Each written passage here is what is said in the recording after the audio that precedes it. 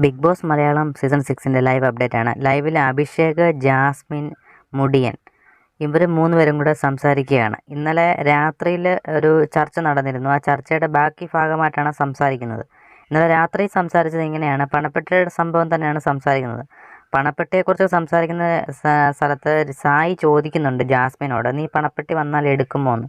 അപ്പോൾ ജാസ്മിൻ പറയുന്നുണ്ട്, എടുക്കും, തലയൊക്കെ ആട്ടുന്നുണ്ട്. ഇപ്പം അതിനെപ്പറ്റി വീണ്ടും സംസാരിക്കുകയാണ് ഇവിടെ നമ്മുടെ ജാസ്മിനും ഋഷിയും അഭിഷേകും കൂടെ.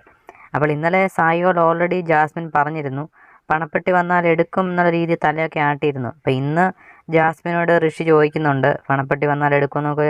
ജാസ്മിൻ ഇങ്ങനെ നൈസായിട്ട് പറയുന്നുണ്ട്, എടുക്കുമെന്നുള്ള രീതിയിൽ പറയുന്നുണ്ട്. ഋഷി പറയുന്നത് എനിക്ക് പണപ്പെട്ടിയുടെ ആവശ്യമില്ല, ഞാൻ പണപ്പെട്ടി എടുക്കില്ല, എനിക്ക് കപ്പ് മതി എന്നാണ് പറയുന്നത്.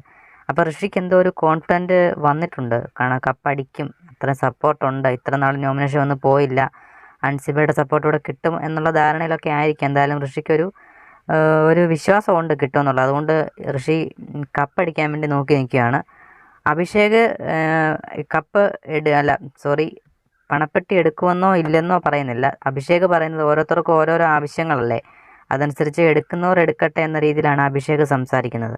ശരിക്കും പറഞ്ഞാൽ കപ്പ് അടിക്കുന്ന ആൾക്ക് നല്ല എമൗണ്ടും ഫ്ലാറ്റൊക്കെ കിട്ടും, പക്ഷേ സെക്കൻഡ് വരുന്ന ആൾക്ക് വലിയ എമൗണ്ട് ഒന്നും കിട്ടില്ല. അപ്പോൾ 25 ലക്ഷമെങ്കിൽ 25 അല്ല 15 ലക്ഷമോ കിട്ടുന്നത് എടുത്തുകൊണ്ട് പോകുന്നത് മിടുക്കന്മാർ അല്ലെ ഭാഗ്യവാന്മാർ എന്ന് വേണമെങ്കിൽ പറയാം.